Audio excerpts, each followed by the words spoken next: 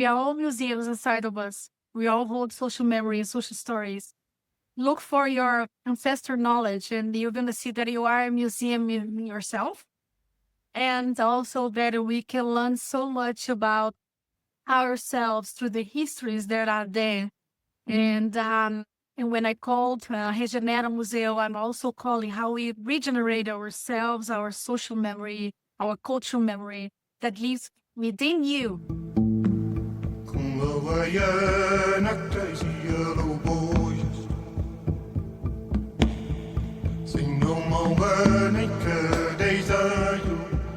Hi, I'm Rudy, and this is Voices of Emergence.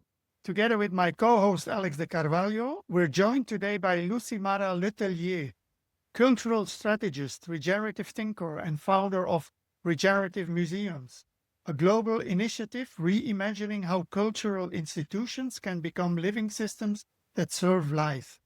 Based in Brazil, Lucimara has spent over 2 decades working across culture, sustainability, and social innovation, from UNESCO and the British Council to leading cultural transformation programs throughout Latin America. Through her work, she invites us to rethink museums not as archives of the past, but as regenerative ecosystems of relationship, diversity, and imagination, places where the future of culture can learn to breathe again. Welcome, Lucimara. Wow, thank you very much. It's a pleasure to be here, and it's a pleasure to join the Voices of Emergence. Thank you. And the first question we ask any guest or all our guests is, when you hear the word emergence, what does it evoke in your body? Wow, I think there are lots of things that are emerging. In not all of time, people are paying attention to what is emerging, that it's not bad news, that it's not a crisis.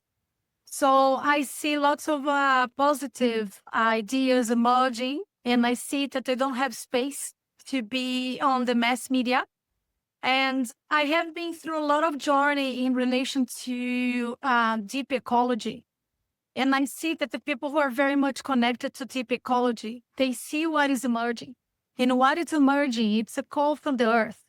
It's from the center of the earth. It's an idea of how we can recover the planet, but also starting from our inner self and really looking to a future that it's a ancestor future. Really looking into the possibility of reconstructing our future based on our social memory and based on what we have been, on our pure essence. So I really see positive of this. But also when I hear emergency, I think about the crisis. I think about the social and environmental crisis as an emergence for us to deal with and for us to look at and to understand that it's happening. It's a collapse and it's undergoing. So I would say that emergency calls me for both sides. A very positive side of what is emerging positively, but also the emergency of the crisis we're living in.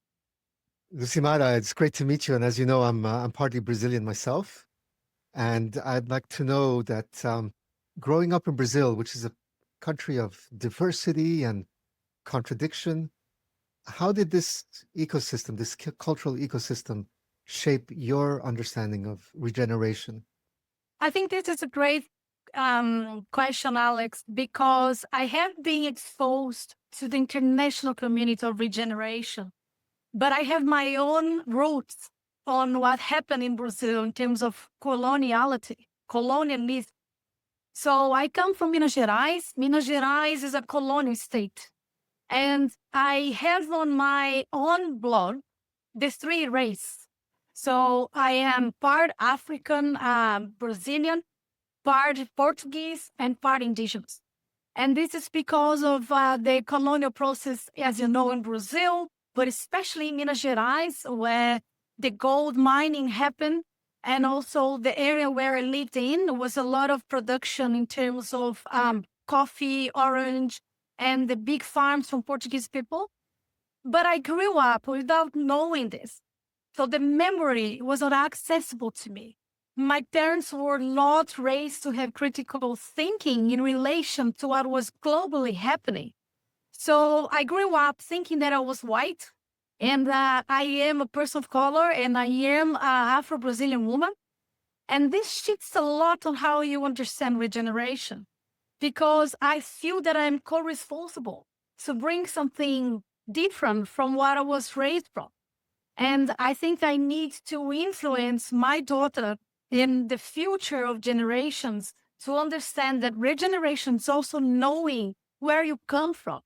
And Brazil, as you know, it's a very racist country without acknowledging it, without actually understanding that we are not on a racist democracy. This is a myth. So for myself, regeneration is also a point of view of bringing decoloniality up front and helping people to know who they are, where this memory is. And that's why I also work with museums. A lot of the whole notion of where we come from and where we are going to refers to the lands. And the lands are misplaced, and the lands are without information about the social memory that has shaped the people in this lands.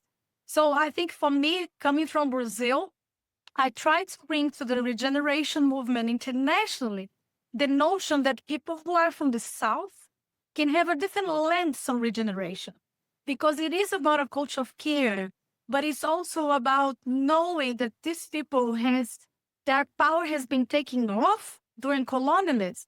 And if we start learning how to care for all of us and having power with the people, then we raise and awake the power of the people who has lost their power because of colonialism. And I'm part of this history, so I feel co-responsible. Beautiful, Lucimara. I love the way you said in the beginning that we are all, that there's a call from Mother Earth, from deep within, from people who did the work on deep ecology and all that. And I don't know if you did that deep ecology walk, with the history of how our planet evolved, this, I think, 1 hour, 90-minute walks. It shows us also like how little we are in the universe, just that little bit of time. But the whole system that we are in is all based on separation, the countries, the borders, different education systems. And if we could just educate everyone that we are all from this planet Earth, from this call deep within, then we would have a very different world, right? But you choose, this concept of museum and then ecology, regeneration, which I find a very interesting way to look at things also, because museums are literally usually very, buildings, not moving, that are actually storing culture, that are actually storing history and all that. While in your sense, it's more about the movement of regeneration, the movement of culture, the movement of people and all that. So can you explain a bit more like how you would, or how the regenerative museums work, and also how this can work in education, or is that part of that work also? Yes, I think it's very beautiful when you say about how the deep ecology can come into the equation of the education system.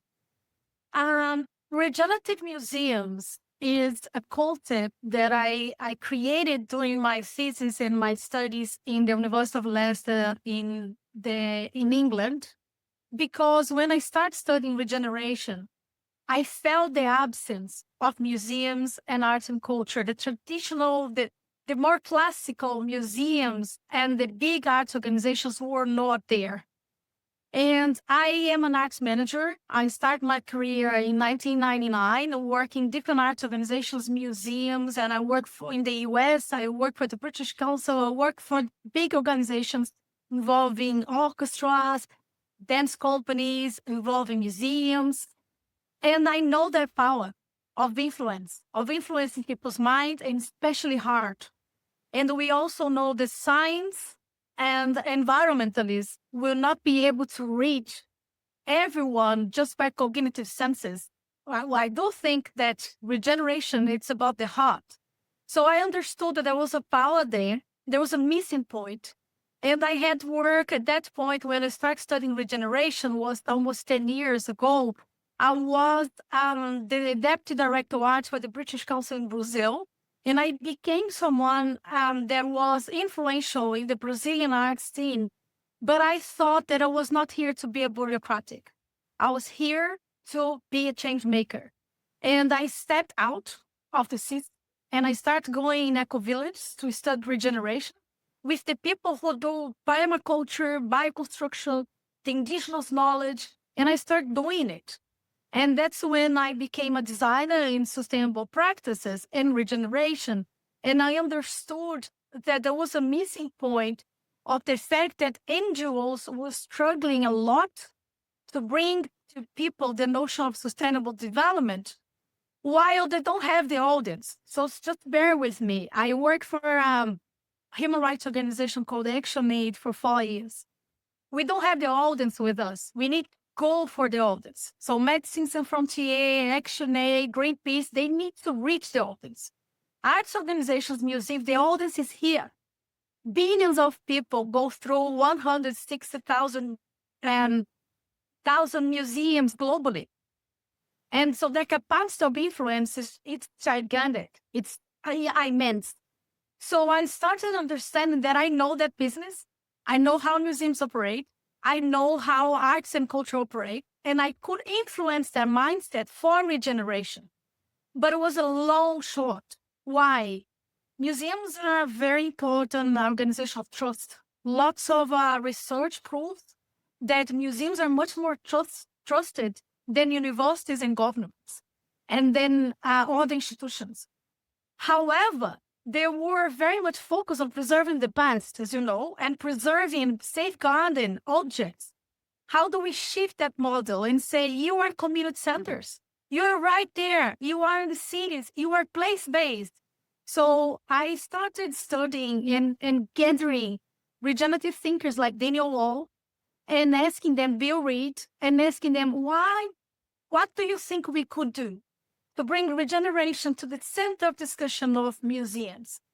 And then I did this research, which was very interesting of saying now that we conceptualize that regenerative museums are about applying living system principles to museums management and bringing this whole notion that museums can bring their life to the center of their decision. So, for example, instead of building a new wing for a new climate exhibition, why not having a vegetable garden? Instead of ornamental gardens, where people can learn about food security and can learn about the notion of colonizing these areas. So green areas is part of it, but also thinking about system rebirth. So museums that can influence the territorial change. I have done some research with the Manchester Museum and how they have created a climate hub with environmentalists to reframe the way Manchester think about climate and culture altogether. Another thing is the notion that regenerative museums are about healing. So instead of just doing exhibitions and education programs, if we focus on healing, would that shift the topic that we do? Would that shift what we do and how we work with communities? And another thing is about ancestral knowledge. It's really understanding that museums hold a sacred space of ancestral knowledge and ancestral spirit. And that's another big conversation that it touched my heart because of my connection with indigenous communities. And my connection with deep ecology comes from experiencing indigenous sacredness. And I do understand that museums, they hold the sacredness. And it's not right with the communities, indigenous communities, that this is held for the past. This can be the source of a spiritual connection between nature and humanity when the visitor enters the space of the museum. So I mentioned lots of things here, but the main point is regenerative museums are invited to bring regeneration to everything they do and to bring life to the center of everything they are thinking in terms of decision-making process. And then maybe they can have nature as a stakeholder and shift what they are doing in terms of priorities. That is so interesting, Lucimara. You know, earlier this year, I was in Amsterdam and I went to the Rijksmuseum, which is an incredible museum. I mean, the building itself, the architecture, but inside you have Rembrandt, you have Vermeer, you know, these famous painters. But also, what struck me particularly about the Rijksmuseum is that you see the colonial past of the Netherlands there in the art. It's right there. You see the images, the painted images of the colonies and what it looked like. And you see, you know, the slaves and stuff. And what was really interesting is that there was no description. It was just the art and the art name of the artist and the title, you know, the date, but very little description of what this painting is, what it means, the historical context. It was just like you look at it and then you have to form your own understanding of what this is and what it meant. And I was really, truly wondering what is happening here. Why is there no description? But also, how do you bring kind of like the indigenous story into a museum like this? Is there a protocol? Is there consent from indigenous community? How do you partner with indigenous communities? What kind of transformation would be required? Or is it even required? Is there like a understanding between the visitor and the museum that, hey, this is what it is, and you take from it what you need to take from it? I'm curious. Well, it's an amazing question because indigenous knowledge means different things in different places. And I had to learn what indigenous knowledge means for Europe in a way that I could dialogue with them. And because I work for the British Council and I work for ActionAid and I work for different European organizations, I think we need to come to a point where we understand what we mean by indigenous knowledge first. But I think it's very interesting that you mentioned the Rijks, because last week I did a workshop to the ICON Netherlands. ICON is the major organization dealing with the code of ethics for all museums globally, right? It was created after the Second World War, and I am the vice president of the Sustainable Development Committee for ICON, because I believe that leadership is not only about, I am an entrepreneur, I am a teacher, I write, I do coaching, I do mentoring, but I also volunteer time for public policies.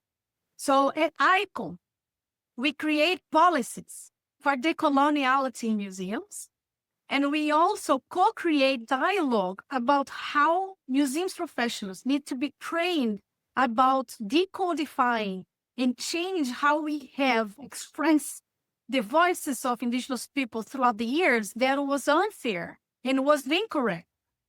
And this is not about just my voice. It's about a group of people working in the museum sector who are inviting indigenous communities to let us know what we should be doing in museums. I know it's a process that in Europe, it's lower maybe than other places, but it's happening. And there are differences, Alex, between policies and protocols that work for Canada, for example, that have developed a very important protocol for restitution, reparation, and repatriation, similar to the codes that have been developed in Australia. Australia today, the museums are mandatory to work with the Maori people to deal with their remains in museums in a respectful way. So I work in collaboration with the Colonial Museum, and they have created a forum that is permanent of people that represent the original people of the communities to have their voices in exhibitions, education programs, and this is a full-time reparation committee. So there are different places, different ideas, but let me talk about Brazil for a minute. There is an indigenous woman called, and she worked with the biennial in Venice, and she worked in different museums. She dialogued with the European museums because there is a sacred, it's not an object. It's called, I forgot the name in English. It's a manto. How do you say in English, manto? It's So kind it's of kind like a cover, like an overall. Yeah. like a cloth. Yes. Yes. And she claims this to be her ancestor. And the whole Tupinambá people say this is their ancestor. 12 of those have been held in European museums, especially in Holland and in other places in Denmark. And one of them has came back to Brazil. And the importance of this repatriation is to say it's our ancestor. And if we care so much about the birds that were, this cloth was done, and the people and the women who was dealing with this, when they're sewing this, we'll understand this was not meant to be dressed by the European men, because there are pictures in the museums in Holland and other places where they're wearing this. So it's an appropriation that is so unfair and so violent. But what we can do now is, by the time we see this, the legend, the lettering, the tag needs to be another tag. And you're quite right, because if the students in Europe go there and still see the same thing, we're not doing our job. We need to do a warning sign and say this should not happen anymore. And by the way, most of them are returning that to their places where people, indigenous people, now they're museologists, anthropologists, scientists. In the Museum of Tomorrow, they're working here in Brazil with indigenous communities to understand that ancestral knowledge and indigenous knowledge, it's a type of science. It's not primitive. Stop this word. So I think you're quite right. So our work, both at Regenerative Museum where I work, and I have created this organization, but also at ICO, is to help museums professionals, young professionals or old professionals, doesn't matter, to reframe the way they think, but most the way they care, so they can reverse this knowledge that has been spread for many years. And what it's more complicated, see in Brazil, even in the ex-colony, museums are reproducing that model. So the fight that we have and the desire that we have is that locally, when we take our pride and we start changing this, we don't need to wait for the policies coming from Europe. So it's very important that we start understanding that Brazil and South America and other places can reframe the way we communicate about our people and our history as well. Wow, I'm really impressed, Lucimara, with your work. It's very deep, and it makes a lot of sense. And I had never thought that this could come out of the museums, or out of these organizations of the ICOM and the ethics around museums. And it's a very good strategy. I believe it's a very good strategy. On the other side, I have done a lot of work with, North-South communities and all that. And there is a lot of anger, hate, frustration from the South against the West or the global North or whatever you call it, which is in itself a separation already. But there is a lot of anger that needs to be voiced, and also that is very difficult to hold space for, especially for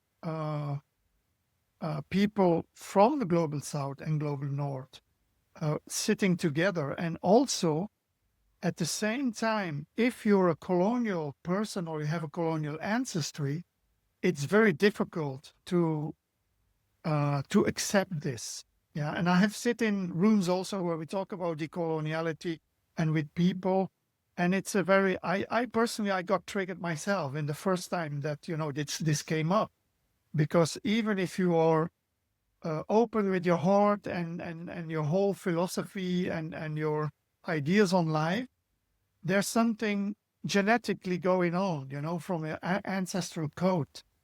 And, I think in the West also what is happening and what is very different with indigenous cultures, because indigenous cultures, they had the culture of always moving from, word to mouth, father to son, or, from mother to daughter, and moving with nature and respecting nature. While in Europe, as soon as authoritarianism started, we have seen also the destruction of cultures.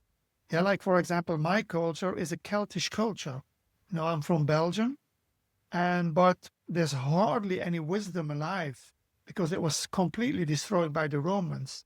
And because of we don't relate to those cultures, or we don't know what are all these traditions, what are all these rites of passage that we have in indigenous cultures, we have lost our innate technology, of like what indigenous cultures just gave from generation to generation. And I think because of that also, we started conquering others, and this concept of conquering others because we are not enough has been growing into colonialism. So I know it's a very difficult process for especially Western people. It's first about creating awareness. It's about, forgiving, your ancestors. It's about, sometimes it's about repatriation, compassion, but also there's a lot of rejection and even destruction of trying to push away that what can, challenge us in our core. So I think hence also there's a lot of youngsters that are going back to these indigenous cultures, indigenous wisdom. They want to experience that because it's basically brings us back to remembering that we are all human. So I wonder also, I think the museums is a great concept, but how do you see this move also with Western leaders and organizations that you have been working with? How do you see this evolving? I think this is up to Pinambá, Maracá, and this is calling our ancestors to be with us when we have conversations that are tough, are deep, and needs to happen. So I received this in an eco village last year. I lived in an eco village for 3 months in Bahia. And I think I gathered a lot of skills of being together in tough moments and being together in hard and difficult conversations. I have co-facilitated workshops about decoloniality and multiracial conversations in spaces that I didn't plan for. So I was in the eco village. They knew I was there. My daughter was studying in a school there, and then they were discussing the week of, and Alex will recall, is the Black Awareness. There is a day in Brazil, the 10th of November, yes. And then they called me in school because she told my mom is studying this, and my mom is Afro-Brazilian, my mom.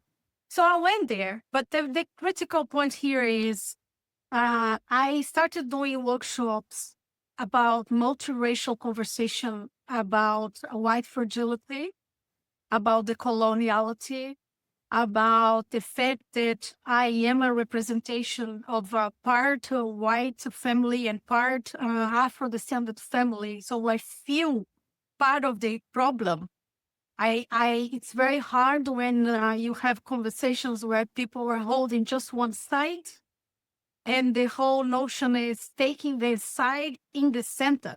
So we do a workshop saying the racist and the racial issue is in the center.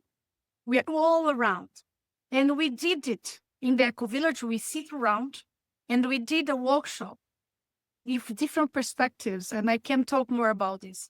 But I want to go back to what you said about anger. I'm very angry. I faced racism when I was a child in a colonial town. 2 boys hit me when I was around 11 years.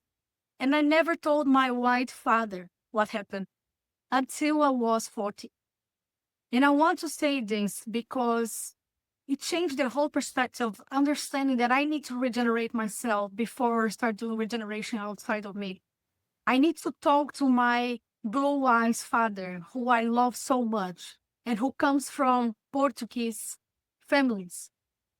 That my mom, who comes from Afro-descendant family, and I am a 4th generation, 4th after the last enslaved person. And I found her. I went through the documents and I found my ancestor that was enslaved. And I found the whole thing. And I understood that my surname is the name of the guy that was the owner of the farm where my grandmother worked enslaved. So I paused that because I'm very angry about this. But I want to have the conversation. I want to change and I want to see what people feel about it. And I feel that everyone is everyone who wants to be in the conversation should have a say. everyone should say how vulnerable we feel in this conversation.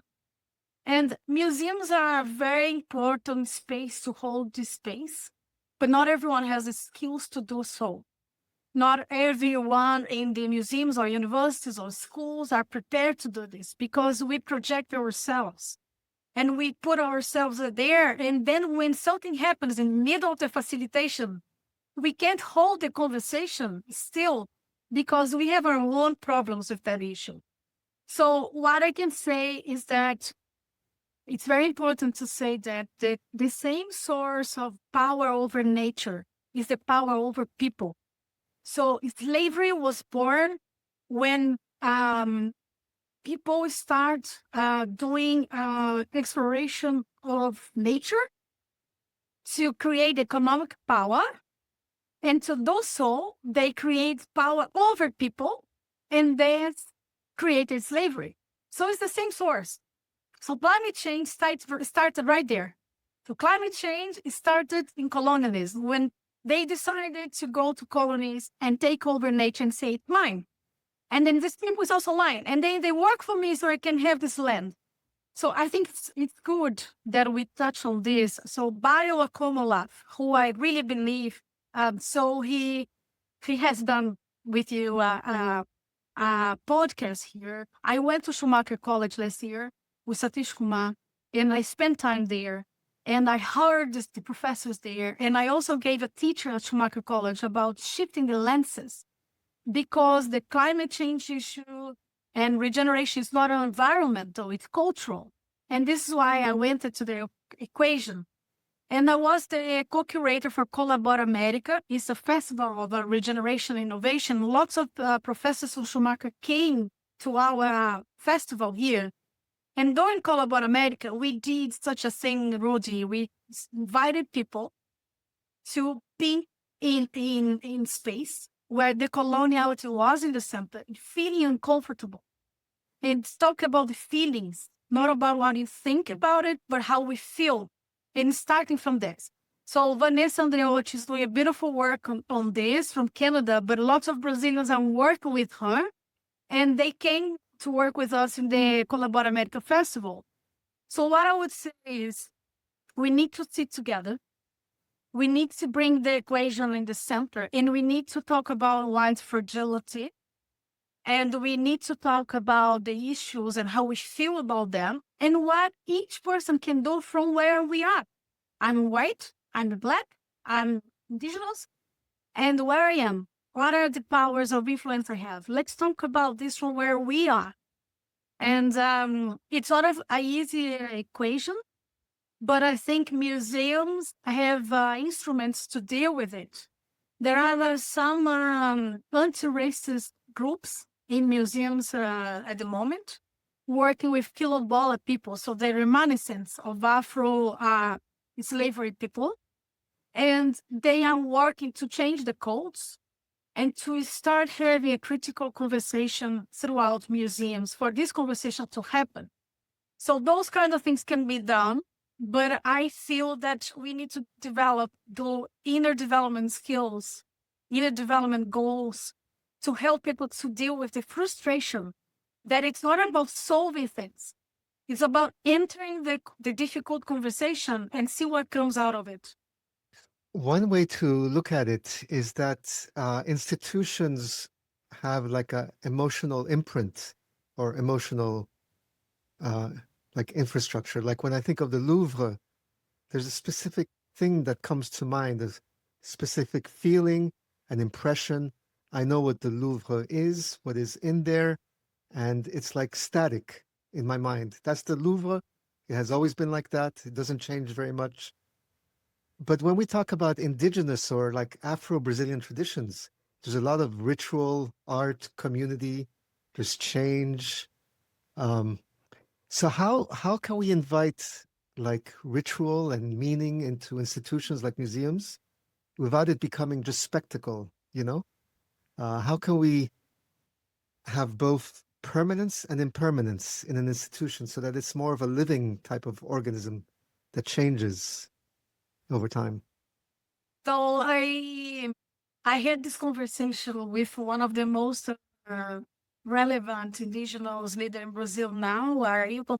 So I met Ailton in 2005 when I worked for an organization he was leading in Brazil. And I went to the Amazon with him and with a group of indigenous people from Archanis in the border of Peru and Brazil. And I eventually re-encountered Ailton in different occasions. But in May this year, 2025, I asked him to be interviewed about what museums can do for regeneration.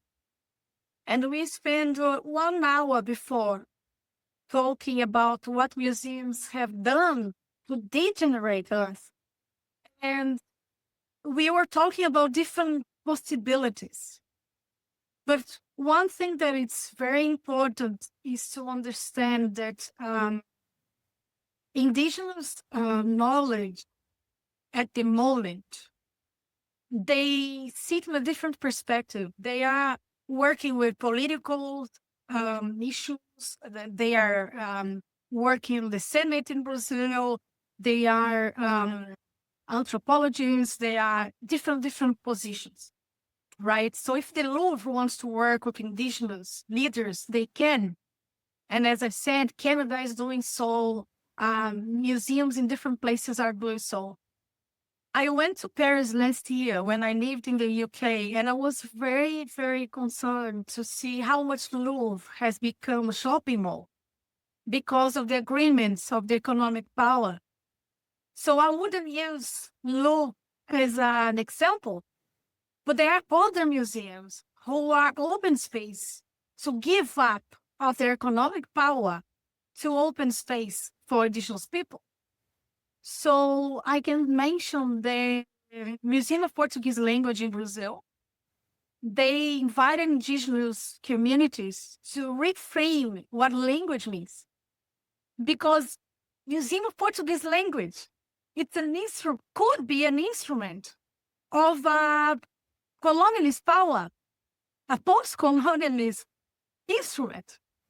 But they are not doing this. They invited indigenous people like Dayara Tucano, who is an indigenous leader in Brazil, to do interventions, discussions, and performance, but also to reframe what language means. And they start talking about multiple languages, about reframing their positionality, about being in the museum of the multiple languages. They still have not done it yet. Of course, it's hard. It's a process. But I can feel that this is the energy that is flowing there because of the invitation of indigenous people. So Ailton Krenak has been invited to do opera in the main theater in São Paulo. And he has done it together with lots of other people. And it's happening in different places that indigenous knowledge is coming together. But we don't want to make this exotic again and something that is temporary. And for that, what I have seen is I think it's very important that you know that there are other ways of knowledge, that it's not framed under the university conventional university anymore. So in Brazil, there is a center of studies called Selvagem, which means wild. This center of studies is online, it's hybrid. Sometimes it happens in different museums and education and universities. Lots of indigenous people are involved. And they're teaching people to be indigenous. And what does it mean to be indigenous? Honor nature surrounding you, in your memory, in your territory, in your garden, in your neighborhood. But starting doing small little things on where you are, if you are a lawyer, if you are an artist, that bring again people back to nature, into the wild. And I think this is beautiful because it doesn't need to be just in the university or in some specific center of a knowledgeable place, but it's happening. So what I believe from Regenerative Museum is that we are helping museums professionals to open space for other voices to come along and to understand that everything I'm saying is from indigenous knowledge, it's from ancestral knowledge. It's not from me. I learned how regeneration has been framed into modernity. And this is one point I want to bring here that I don't want to forget. for many years, I was talking about regeneration, the museums field, and I was taking as exotic, as interesting but not relevant, or something that is out from the South, interesting, but really doesn't apply in the North. And it's shifting now. And I went to the UK to publish a formal research on regeneration because there was no literature available on regeneration museums whatsoever. And I'm working now to publish a book next year, but it will take a while because it's very hard to be an entrepreneur in the South without support, financial support, and doing this by myself. But it's very important to say that although, Alex, I'm talking about all the alternative knowledge, I don't believe we need to bring this back to the central knowledge of universities, schools, museums, because the institutions need to change. And the institutions need to adopt new knowledge from the inside out. And I think it's both movements are important, but I am a borderline person, and I learned to be a change maker of being what we call it's a border person, because I go and I stretch myself to know the language of the bureaucracy of museums, but then I go to the eco village and learn from the heart, and then I go back. But I think what I would say is indigenous knowledge needs to be in the museums, in ritual space.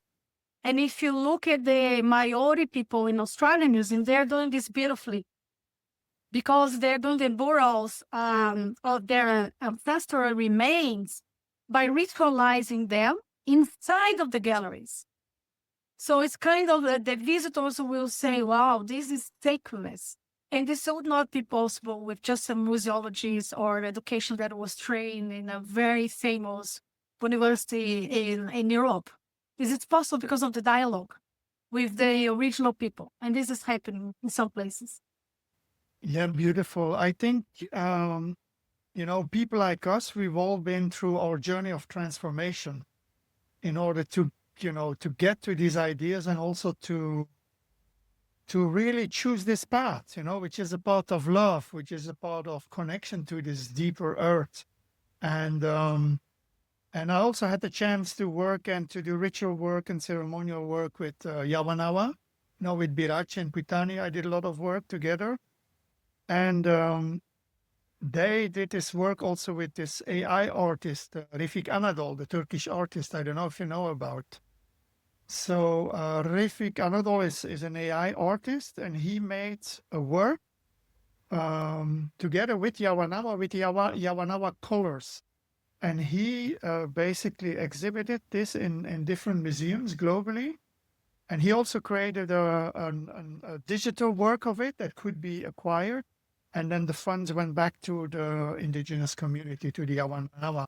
So I think this is one model of like how modern technology also can merge with our indigenous technology and create new models of creating awareness and all that around this. But the question I want to come to is like, knowing that this journey is not an easy journey. It's not like, you go to some retreat and you come out and you're transformed. It's a deep journey of, I think, commitment, taking responsibility, compassion, and getting to that place of love, that you can really do the things with love. So how do you, or what is it that, what type of inner work do leaders of cultural institutions need to do to embody regeneration as you envision it?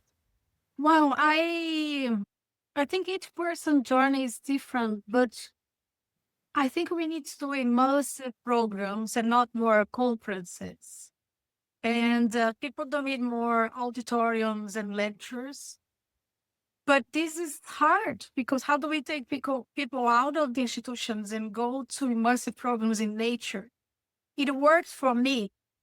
The reason why I spend my own resources, my own time and funding, that it's not a lot doing what I do, it's because I have been through immersive programs in nature. I think I was, when I was a child, my father had a farm where I lived and spent a lot of time there. And I feel this connection. And I was born in a in an area in Brazil with lots of waterfalls, and I feel connected to nature. And when I started going to Eco Village, I saw people who were committed to bring this back, to say that, okay, we know how to live in urban areas, we know how to be global, but we also understand that our power comes from local awareness, comes from the crops we raise, comes from the fact that nature is growing every day, from the cycles knowledge. And I value these people so much, so much. For me, they are my heroes because they are there regenerating, environmentally regenerating areas that are deprived areas, because they understand that this is the source of the future. And I feel that my journey was that by observing them, by living there, by understanding how they do this, I repurpose my own life by being rooted in ethical practices more than anything. I think the institutions, and I value the institutions a lot. I worked before for big institutions. They have, people feel that the institution needs a building, but the institutions are themselves. So when I read the Reinventing Organizations from Frederic Laloux, I felt that I need to bring museums afro to this movement and to understand that we are about change. We're not about making sure this building is whole or this object is whole forever. Nothing is whole forever. And that's the misunderstanding the museum's business. But in terms of journey, my dream is that museums professionals and arts and culture can come into immersive programs in nature, gradually being connected to environmentalist and deep ecology practices like Joanna Macy's propose, and feel that their essence was to regenerate that museum, want to regenerate that mission that drives these museums, and want to regenerate the narratives that these museums have been expressed to their audiences. But they need to feel it. So one of the things that I felt in the Eco Village was feeling the heartbeat of nature, of Mother Earth. I cannot explain this to other people. Was underneath the water, was just having a water experience, and facilitated by people who know that nature is there. It's here, it's everywhere, and you are feeling nature. We're feeling yourselves. So I feel there is, I think John Mason's place this really beautifully saying we need to go through the deep sorrow, and then we create active hope. But the deep sorrow, it's very hard for people to be there. And I think one point that Alex brought in, the indigenous artists, they bring us to this connection of the deep sorrow of Mother Earth by ritualizing it. And then I see my contribution to that deep sorrow, because I also contribute. I don't know, something here, anything plastic, I contribute somehow. But you need to understand what is your contribution and then start being part of it. I recommend people entering regenerative journeys, going to Eco Village, and experimenting deep ecology, inner development goals journey, but especially feeling from your heart that from your essence, when you were born, you were connected to nature. And this was detached because the institutions made you feel detached. When you feel connected, you are committed, you are regenerative. We don't need to explain anything, but we need to create more immersive programs guided by people who understand what regenerative culture is restoring the culture of care within people who feel that they have been disconnected from nature. I feel that And very. if we can do this together, maybe Alex, Rudy, and I, we can do this together someday. Yeah, for Facilitate sure. workshop like that. Oh, absolutely. I totally feel what you're saying. I participate in the indigenous tradition from the Lakota Indians, natives, where it's called a sun dance. And as part of the sun dance, there's a tree ceremony. And in the tree ceremony, we go into the forest. I mean, there are millions of trees. And we pick one tree, which we chop down, and it becomes the tree that carries our prayers for the rest of the year. And the indigenous leader was explaining this to me, saying the tree considers this an honor. And I was like, what are you talking about? How do you mean we're chopping down a tree? And he says, no, but this tree grew and it became the perfect tree. And now it gets to serve us by carrying our own prayers for the rest of the year. And so the whole ceremony is very sacred, very intentional. It takes hours, and we pay homage to the tree before chopping it down and carrying it to the center of the circle, where we then put our prayers, and it then serves us for the rest of the year. And this really created a strong connection for me personally with that tree and with nature. And it's such a beautiful part of the ceremony that, it opened my consciousness in a new way. So I feel very much what you're saying. And yeah, why not? Maybe let's do something together around this. I feel it very much inside me. I was going to say, in Helsinki, there's a library, and this library is truly extraordinary. It's in the middle of the city. It's a beautiful architecture. It's very, modern architecture. But when you step inside the library, it's not like any other library you've been to.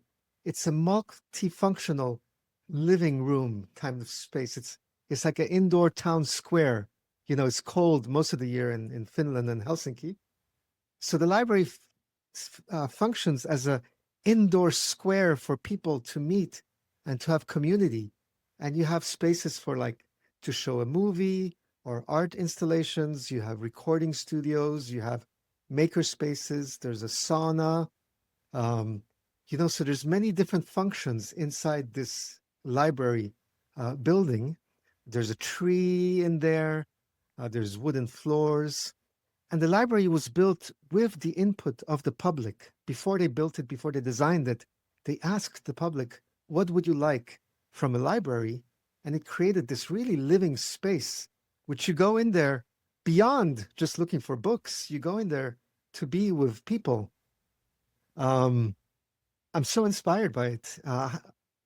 What role do you see museums playing, especially in a time of transition? Can museums play a role in transition, not just as a place that keeps the memory alive, preserves the history of things, but kind of helps us go in transition together as community? I think I would invite everyone to go to regenerativemuseums.com. There is a playlist there with 12 videos of 1 hour each, interviewing people and bringing these ideas, but I will summarize, of course. After this research, we came up with the idea that museums adopting regenerative practices, they are healing places, they are activating communities for biocultural wisdom, and they're forcing a generation of regenerators. Because people come with eco-anxiety into the museums, but can we transform this into regenerative engagement? Yes, we can. But then we need to transform the education programs there so people will know how to do this route with their visitors. The second point is to reject extractive and growth models for museums management. You mentioned many here. You mentioned Louvre, you mentioned other big institutions. They are looking to growth models that are very much aligned to non-sustainable practices. So how do we then help them to say, maybe you can do a pilot or something that is not led by this lens? Another thing is about adopting ecological perspectives. Decolonization is part of the discussion in museums now, but it has been very much framed under the social impact. Because ecological lens is not something that it's easy for European people yet, or for museums, I would say. And then if we do this, we create reparations for ecocide and for epistemicide.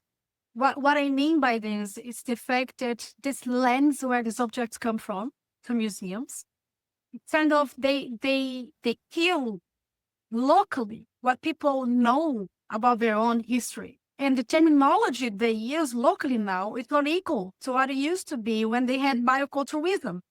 So these people also lost their connection about what they can do for their land today. So what museums could do is when by doing reparation, restoration, and giving and bringing objects back, they could help and they could be integrated to this notion that we also need to bring the discussion about the system of knowledge. It's a different system of knowledge, and help people to relearn, to remind them. We're not teaching them, but we are reminding them the power that they also have. They also have. And the other thing is expose degenerative truths. Museums are not, many times, not always, but not telling what's actually happening. And restoring the connection between humans and nature, it's also about telling the problem of modernity. I have worked with Robert James. Robert James is a famous author in the museum sector. He created one of the first books called The Activist Museum and Museum Without Borders.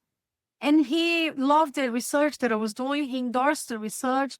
And he wrote a book about museums as lifeboats, which is museums facing the climate collapse. And in this book, he talks about the indigenous knowledge. That's where I'm inviting you. I dialogue with Robert monthly because in Canada, he has a farm that is a regenerative agriculture with his family. And we have had lots of discussions about how museums can interject or bring this notion of regenerative agriculture on the way they deal with this object, which would mean that we would have more dynamic collections that are useful for regenerative purpose. They would be moving. They would be in the service of life. They would be there to promote conversation, not to hold the subjects. But if we imagine an object like this, and if you bring to Europe or to Canada or to a place and sit people around and have a conversation, what does it mean? Why is that important? Why we're calling them ancestor from above and from the past? So there are other ways that we could think of it when we take this notion of the success of museums are based on parameters and protocols that are not regeneratively led. So that's the whole idea. And one thing that I want to tell you is it's very hard to do consultancy driven by regenerative thinking. So I do consultancy driven by sustainable practices because this is how the market demands in Brazil at the moment and in other places. But what I want to do is to do immersive programs in regeneration and help because it's a different thing from sustainable practices. It's another level. So I just joined a hub called UMA in Brazil. It's connected to Jay Toronto, who is a lead of the regenerative transition and the transition towns and transition networks in the UK and in Europe. And we together are creating a hub of regenerative businesses or regenerative enterprise, like Regenerative Museums, regenerative organizations, because we understood that we need to be together to integrate this notion of what regeneration is. Otherwise, we don't sustain our own work. So in order to be regenerative leaders, we need to be able to sustain our work. And so podcasts like this and people going to regenerativemuseum.com.pr, people going to our Instagram, understanding that I do mentoring, coaching, and I also give classes and lectures that are paid to sustain the regenerative purpose.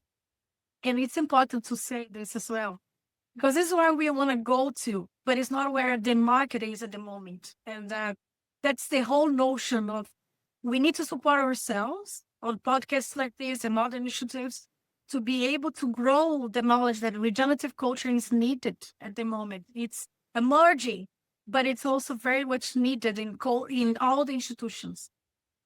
Yeah, I deem that very much, Lucimara. That's also why we started this podcast and also our community, which is basically composed of many community leaders, or people like you who are thinking regeneratively in organizations or in their field, and to weave together, to grow together and to learn from each other.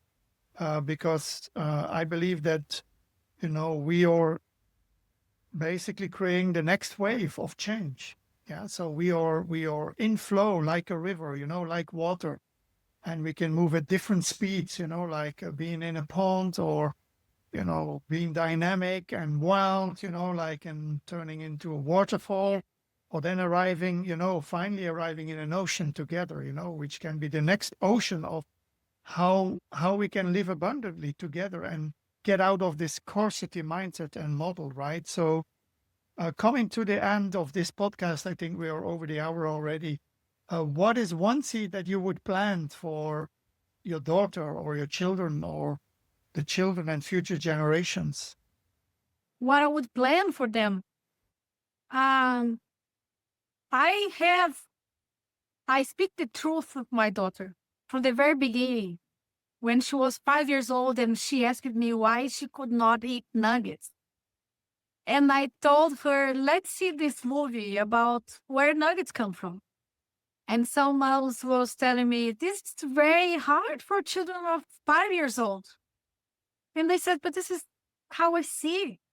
If I was taught earlier, maybe I would be very much connected to the cause earlier, because I had to feed myself a lot in a society that was very racist, having a different hair, having a different way of presenting myself to fit into this.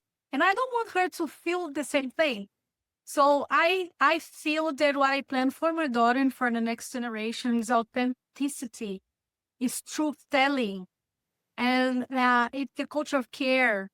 So I feel that once we are connected to our essence, we don't need to teach regeneration, because our essence, it's pure. There's a pure notion of caring for the others and caring for nature. This has been destroyed because we were taught to compete. We were taught to be successful in such a way of a growth model that persists to tell us that we should fit into this model. And that's why it's suffering so much, even the relationships between people. So what I would say is how we bring people connect to their essence in such a way that regeneration is naturally evolving throughout communities that want life to thrive. And I recently came from the Regenerative group cohort. I was in the European cohort for 6 months, and I was in Lisbon. And I felt so much connected to 15 different countries. It's not about a different culture in Canada, in Finland. No, we're all humans. And what I would say is for the future, I plan for the new generations to feel. Maybe we felt this during the pandemic. We are just one big planet. We are all humans. And we should fight for life, but together. And love is the trigger and the key that will help us to do so. Beautiful. Thank you, Lucimara. This has been a very insightful and enriching conversation. Thank you for that. Alex, one last word? Thank you, Lucimara. I really enjoyed your perspective and the authenticity and care and empathy you bring to this, and your message of thriving through regeneration. And thank you also for considering these different incredible institutions that I brought up. I really enjoyed the conversation. Thank you. Yes, thank you very much. And for everyone who is listening, Regenerative Museums is not just for museums. We are all museums inside of us. We all hold social memory and social stories. Look for your ancestral knowledge, and you're going to see that you are a museum in yourself. And also that we can learn so much about ourselves through the histories that are there. And when I called Regenerative Museum, I'm also calling how we regenerate ourselves, our social memory, our cultural memory that lives within you. So that's what I call for. And regenerativemuseums.co is also about how people feel about it, not only the institutions. Thank you for this opportunity.